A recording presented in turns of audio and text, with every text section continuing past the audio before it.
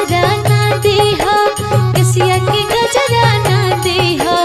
आवते बलम परदेसवा से गोइठा के घर बनवा दीहा। आवते बलम परदेसवा से गोइठा के घर बनवा दीहा। कहतनी बात हमर मानी जा सजनवा, भले न दीहा हमके कोठन गहनवा। कहतनी बात हमर मानी जा सजनवा, भले न दीहा हमके कोठन गहनवा।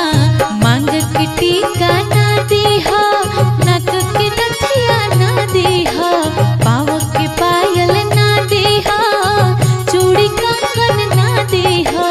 आवते बलम परदेसवा से गोइठा के घर बनवा दीहा। आवते बलम परदेसवा से गोइठा के घर बनवा दीहा। बरखा में ढहल जाता टूटा ही पलानी, जब कहीं दुख तो बनावेला कहानी। बरखा में ढहल जाता टूटा ही पलानी, जब